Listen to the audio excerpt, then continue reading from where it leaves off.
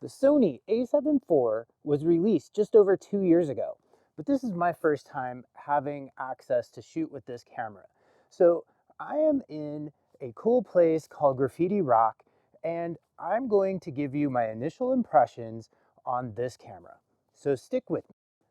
All right, so let's start off by talking about the size and ergonomics of this camera. The A7 IV is about the same size as the A7 III, but it's a lot larger than the A7 II that I'm used to shooting with. So what do you get with that extra size? Well, one of the benefits really is this battery grip. I really like this in the hands. It really feels comfortable, and it naturally helps me get my fingers in the right places to be able to hit all the buttons and shoot. Even though it's a little heavier, I really don't mind that. It feels comfortable in my hands. Also, this fits very well in a small camera bag still due to its slim design and small frame for a full-size camera. This is a huge benefit because it makes it easier to carry a small backpack or camera bag and not need a huge bag like I need with my Fuji GFX camera, say. Sony did a great job of adding a whole bunch of incremental advancements. And what do I mean by incremental? Well, they weren't huge changes, but all those little changes make up a huge difference with this camera. First off, they changed to a new sensor, which is a 33 megapixel sensor, which is a lot larger than the older 24 megapixel sensor that the Sony A7 III and A7 II used to have.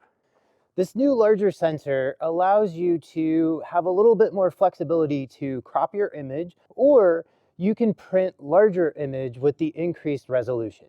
Talking about increased resolution, one of the other things that Sony did is they increased the resolution on the rear screen and the viewfinder. This is a really welcome addition to the camera. It really allows me to be able to see better when I'm out shooting, especially in bright light during the middle of the day. The increased size of this camera also allows for a bigger battery over the A7 II. This was introduced with the A7 III. And so far, I really like having the ability to shoot way more images or way more video on a single battery. With the A7 II, I had to really think about and carry a lot of extra batteries with me to make it through a day. So far, the A7 IV has worked really well, and I haven't had to worry about batteries. The last significant change that I'm going to talk about is that Sony removed the anti-aliasing low-pass filter. And wow, that is a mouthful to say, and what does that really mean? What it means is there will be increased detail and sharpness in the images and the video with this camera. What it does also mean, though, is that there's an increased opportunity for moire. These low-pass filters have been added to cameras ever since digital cameras came around because of this possibility. Well, it happens so infrequently that with this camera, they have finally just removed it and given people the opportunity to get that extra sharpness and detail.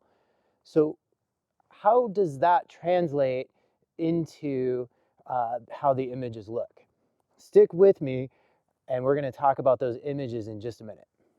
As I work my way through the menu on this, it feels like, the menu is typical Sony, and it's exactly what I would expect. The layout, the feel, how it works, it's really not that much different, which makes it easy to just kind of pick up the camera if you're used to Sony and change the settings, make everything work, and get out shooting quickly. Make sure you check out the settings though. There are a lot of things I changed compared to the default settings.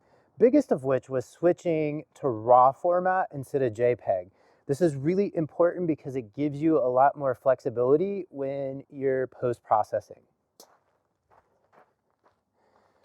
All right, so to make this somewhat fair, I'm shooting with the 28 to 70 kit lens instead of, putting some high dollar expensive lens on this camera and then shooting with it and then people going out and getting it and not getting the same similar results. So with that, I find that this camera in general is super functional to shoot with, and I really had no problem getting up and running with it.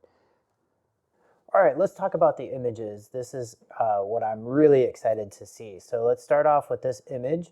As you can see here, I only adjusted the contrast a little bit on this raw image, and the colors look fantastic, just like they did out in the field. You can see here also that in the highlights, it was overcast. With the highlights, we can totally recover them. This is really amazing highlight detail, and you can see another example of that here. I will go through these pretty quickly because the colors are worth looking at. When you convert to black and white, there is a great tonal range. We talked earlier about that big sensor. Well, when we crop in here, like this is cropping in significantly more than I would ever think, and there is tons of detail here to be able to do this. It's great. When we look at this carpet that was abandoned and we blow this up to 300%, we can see that there is still a ton of detail here. A while ago, that would have never been possible with a digital camera.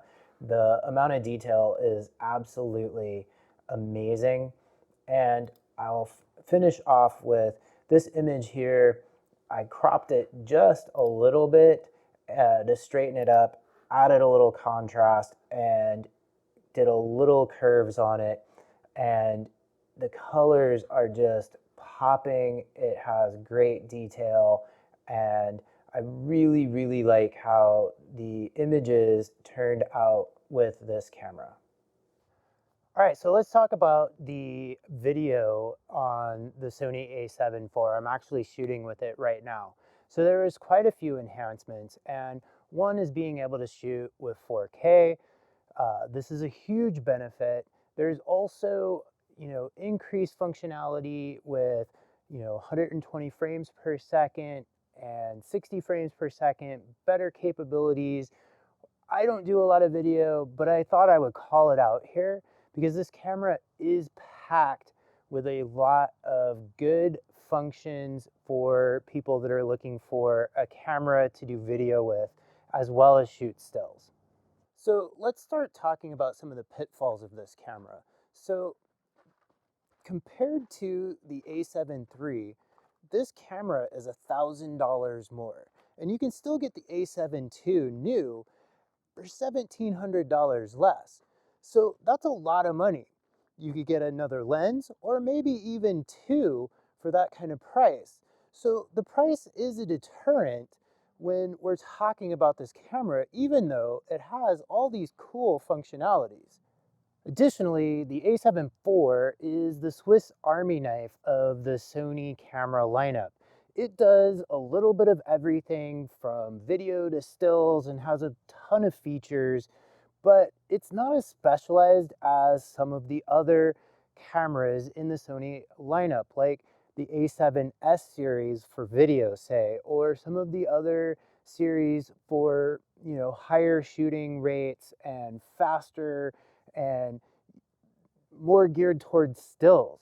So with this camera being the Swiss Army knife of the Sony lineup, it does a lot of things good, but not many things great. So it really is a camera that is in a niche of wanting to have one camera that you can carry with you that does a lot of things. So if you're looking for a camera that is super video centric and you want the best video possible, maybe the A7 IV isn't for you. or if you're looking for the camera that does the best stills possible with, getting the best glass, maybe the A7 isn't right for you either. But if you're looking for that camera that kind of checks all the boxes as a do-it-all kind of camera, the A7 IV is a great choice. I haven't felt the need to upgrade my camera in a long time, but with just the short time that I've been hanging out with the Sony A7 IV, it seems like a worthy upgrade to me. I really like the extra resolution. I really like the fact that it's got dual card slots, and I like the articulating screen.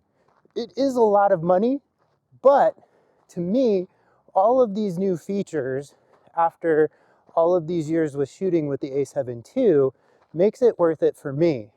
Let me know if you think it's worth it for you in the comment. Also, if you would like to see more of this kind of content, don't forget to hit the subscribe button. And until next time, enjoy your photography journey.